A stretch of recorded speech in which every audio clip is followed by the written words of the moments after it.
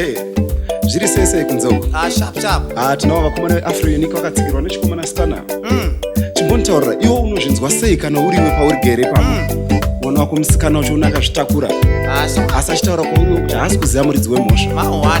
Ngatinzwei vakomana vachigwereketa vachitaura nyaya yavo. Kumatare vachanditonga unzi uyu ndiye kauya wemhandara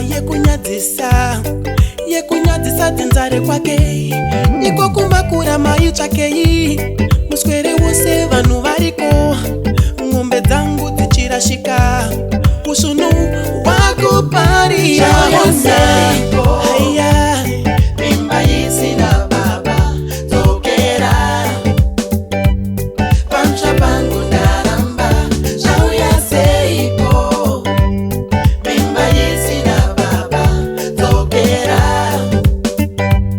pamsha pangu ndaramba handizingizi gonyera pamwe maruva enyika aperi kupinda waizvinyanya naitutu vakomana twemombe tarira vamwe vako vezera vakarorwa vave nedzimba iwe nhasiwo ndipisa chimbiro ndichanyarira kupi mudunhu rino zvauya seiko mimba isina baba dzokera pamsha pangu ndaramba zvauya seiko mimba isina baba dzokera pamsha pangu haya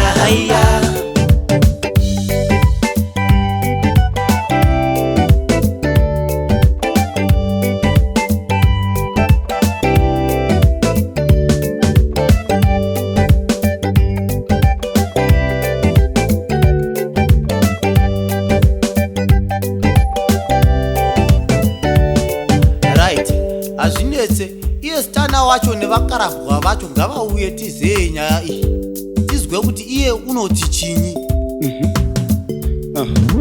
Nhumba isi yangu I think iwewe unozviziva pese pataisangana ndezviputira unozviziva mwedzi aisi kupindirana plus iwewe unozviziva ndaisada mwana ende iwewe unozviziva takasangana muna ndira ndozviziva tikadhakwa tese muna kukadzi ndozviziva takafarisa muna kurume ndozviziva asi morning after ndaikupa unozviziva ndakakanya muna chivabvu ndozviziva hawaibatira nhumbu mazuva hako ndaiyaziva kupera kwemwedzi atina kunetsana unozviziva kubvumbi chivabvu ndaisavapo unozviziva chikamu kusvika zvita tisingataura unozviziva unhu netsika dzako munhu wese akuzviziva chakundinetsera hapa pahini nhandisi kuziva ibva pamberi pangu baba wemwana unovaziva vana vose vamaiguru vako vakabvisigwa tikafara shamwari dzako dzebhu